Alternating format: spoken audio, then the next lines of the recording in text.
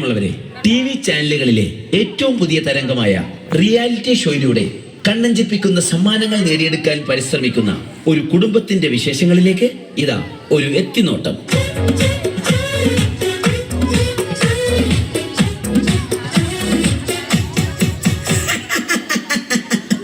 നമസ്കാരം, ഞാൻ ആൻഡപ്പൻ, ഈ വീടിന്റെ ഗൃഹനാഥൻ. ആൻഡപ്പൻ എന്ന പേര് പോലെ തന്നെയാണ് എന്റെയും അവസ്ഥ. ഈ വീട്ടിലുള്ള എന്റെ കുരുത്തം കെട്ട മക്കൾ എവിടെ പോയി എന്തടങ്ങേറുണ്ടാക്കിയാലും അവരുടെ പേരിന്റെ കൂടെ ആൻഡ് അപ്പൻ എന്നുകൂടെ അങ്ങ് ചേർക്കും. അതായത് ആൻഡപ്പൻ എന്റെ പേര്. അതോടെ ഞാനും ഇടങ്ങേറിലാവും.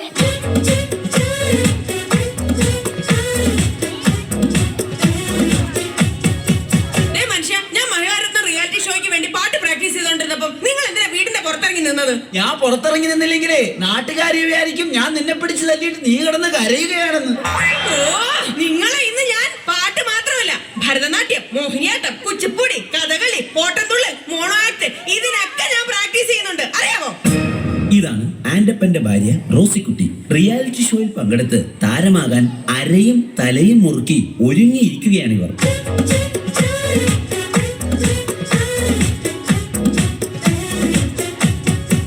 പ്രിയപ്പെട്ട അപ്പച്ചനും അമ്മച്ചിക്കും മൂത്ത മകൻ കാതികൻ മാത്തുക്കുട്ടിയുടെ 1000 അഭിവാദനങ്ങൾ.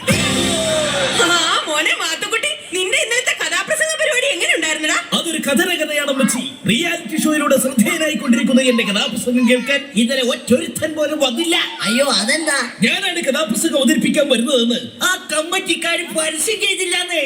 അവര് പരസ്യം ചെയ്തില്ലേലും നീ വരുന്ന വിവരം എങ്ങനെയോ ലീക്കായിട്ടുണ്ട്. അതായിരിക്കും ആരും വരാത്തത്. അപ്പച്ച കണ്ടല്ലോ, ഇതാണ് ആൻഡപ്പന്റെ മൂത്ത മകൻ കാതികൻ മാത്തുക്കുട്ടി, ഈ കുടുംബത്തിലെ മറ്റൊരു റിയാലിറ്റി താരം.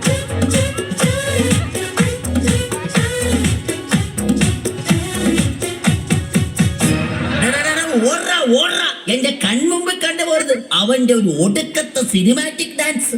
എന്താ അപ്പ ചെയ്ത്? അല്ല, അവൻ എന്നാ ചെയ്തിട്ടാ? ഇന്ന് രാവിലെ ഞാൻ കുളിക്കാൻ കയറിയ നേരത്തെ ഇവൻ ഫയർ ഡാൻസിന്റെ റിഹേഴ്സൽ ആണെന്ന് പറഞ്ഞ് മണ്ണെണ്ണ വായിലെടുത്തിട്ട് തീ ഊതി. ഞാൻ അലക്കിട്ട എന്റെ ആകെ കൂടെയുള്ള 2 മുണ്ടവൻ കത്തിച്ചു കളഞ്ഞു. അറിയാമോ അതിലെ ഇളയ താരം സിനിമാറ്റിക് ഡാൻസുകാരൻ ജോണിക്കുട്ടി. ഇതും മറ്റൊരു റിയാലിറ്റി താരമാണ്.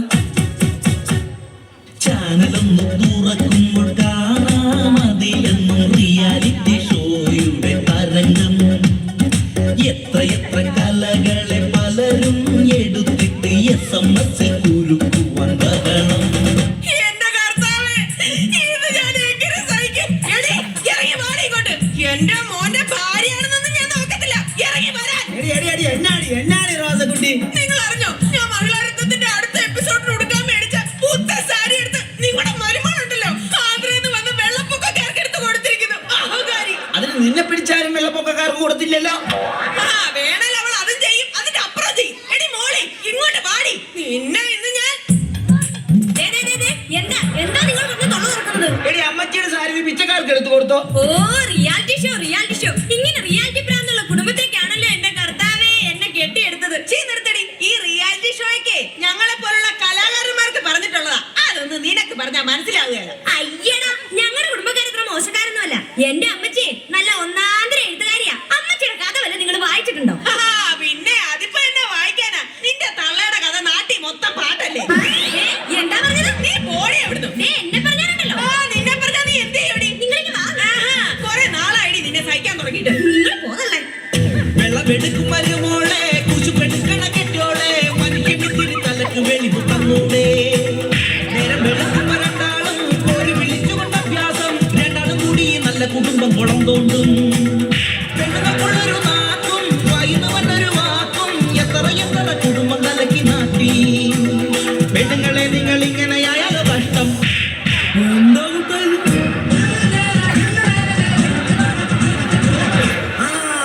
വന്നല്ലോ എല്ലാത്തിനും കുറ്റം പറയണ എന്റെ പുന്നാരളിയൻ വന്നല്ലോ. എന്തായാലും പെങ്ങളെ മോളെ തല്ലുന്നത് അപ്പനായാലും ഭർത്താവായാലും ഒരു താളവും ബോധമൊക്കെ വേണ്ടേ? എന്റെ പൊന്നളിയ, എരിയുന്ന തീയിലെ എണ്ണ ഒഴിക്കാതെ ഒന്ന് കടന്നു പോകുന്നുണ്ടോ? ഷഡ്ജം ഒന്ന് ഇറങ്ങി പോടാ.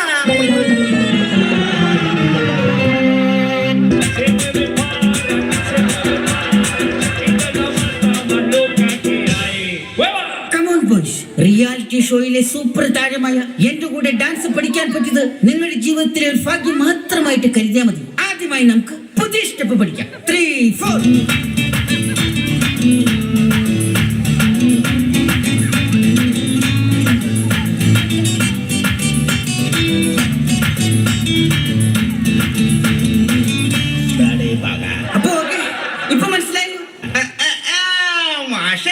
മാഷിനെ കൊണ്ട് വീട്ടില് ഭാര്യ തുണിയലപ്പിക്കുന്ന ആക്ഷൻ ആണല്ലേ ഞങ്ങളെ ഡാൻസ് ആണെന്നും പറഞ്ഞ് പഠിപ്പിക്കണത്.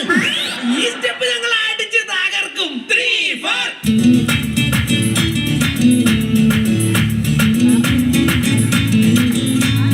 നിർത്തടാ, ഇതെന്നാ കോപ്രാവൊക്കെയാണ് കാണിക്കുന്നത്? നീ ഞങ്ങളുടെ പുതിയ സ്റ്റെപ്പാണ്. കോപ്പാണ്. എടാ, ഈ റിയാലിറ്റി ഷോയുടെ കാര്യം പറഞ്ഞ് ചുമ്മാ കോപ്രായം കാട്ടി നടക്കാതെ വല്ല പണിക്ക് പോടാ. അച്ഛാ, നാളെ എന്റെ കഥാപ്രസംഗ മത്സരത്തിന്റെ ഫൈനലിലേക്കുള്ള സെലക്ഷനാ. അപ്പൊ ഇവരാരാ? ഓർക്കസ്ട്രയുടെ ചെലവ് കുറക്കുവാനായിട്ട് ഞാൻ കൊണ്ടുവന്ന മിമിക്രിക്കാരാ.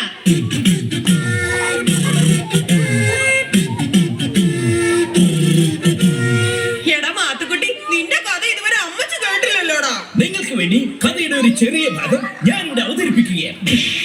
Correct music. അതാ കിഴക്കേ ചക്രവാളത്തിൽ പ്രഭാതം പൊട്ടിവിടുന്നു. എന്താണത്? മനസ്സിലായില്ലേ? ഇത് സുപ്രഭാതം പൊട്ടിവിടുന്ന സൗണ്ടാണ്. 1975 കോമഡി ആയിട്ടാവും വരും. എടാ പൊന്നുമോനെ, നീ കഥ പറ. സഹൃദയരെ, ഇനി കഥയുടെ സുപ്രധാനമായ രംഗമാണ് ഞാനിവിടെ അവതരിപ്പിക്കുന്നത്. അങ്ങനെ നമ്മുടെ കഥാനായകൻ കഥാനായികയുമായി കണ്ടുമുട്ടുന്നു. ഒരു ഉറച്ച തീരുമാനമെടുക്കാൻ നായകന് സാധിക്കുന്നില്ല. നായകന്റെ കൂടെ പോകണോ അതോ തിരിച്ചു വീട്ടിലേക്ക് പോകണോ എന്നൊരു തീരുമാനമെടുക്കാൻ നമ്മുടെ നായകർക്ക് കഴിയുന്നില്ല.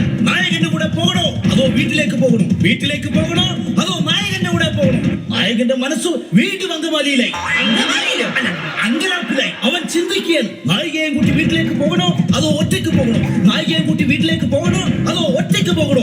അങ്ങനെ പ്രതിസന്ധിയിലായ നായകൻ ദുഃഖഭാരത്താൽ കുഴയിലേക്ക് എടുത്തൊരു ഒറ്റച്ചാട്ടം. സഹൃദയരെ, വെള്ളത്തിൽ നിന്നും ഇങ്ങനെ മുങ്ങിപ്പൊങ്ങിക്കൊണ്ട് അവൻ കരയിൽ നിൽക്കുന്ന നായികയെ നോക്കി പറഞ്ഞു. ഇട വെള്ളത്തിൽ നിന്ന് പൊങ്ങി വന്നവൻ കരയിൽ നിൽക്കുന്ന നായികയെ നോക്കി പറഞ്ഞു. നായികയെ നോക്കി പറഞ്ഞു, ഒന്ന് ഇറങ്ങി പോടാ.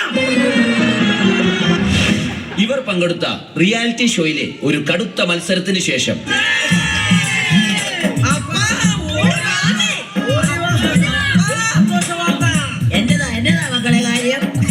എന്റെ പൊന്നപ്പ, റിയാലിറ്റി ഷോയിലെ എല്ലാ ഐറ്റത്തിലും ഞങ്ങൾ എല്ലാവരും ഫൈനലിലെത്തി. കേട്ടോ, ഞങ്ങൾ എല്ലാരും ഫൈനലിൽ എത്തിയത്. അപ്പൊ നമുക്ക് എല്ലാവർക്കും ഫ്ലാറ്റ് കിട്ടുമോ? ജയിച്ചു കഴിഞ്ഞാൽ ഓരോരുത്തർക്കും ഓരോ ഫ്ലാറ്റ്. ഫൈനലിൽ എത്തിയിട്ട് എന്നാ കാര്യം? ജയിക്കണമെങ്കിൽ SMS കിട്ടണമല്ലോ. അതിനുള്ള വഴി ഞങ്ങൾ കണ്ടിട്ടുണ്ടല്ലോ. അതെന്താണ് ആ വഴിയൊന്ന് പറഞ്ഞു തന്നാട്ടെ. അടിച്ചോടിക്കണ അപ്പച്ചന്റെ കയ്യും കാലും.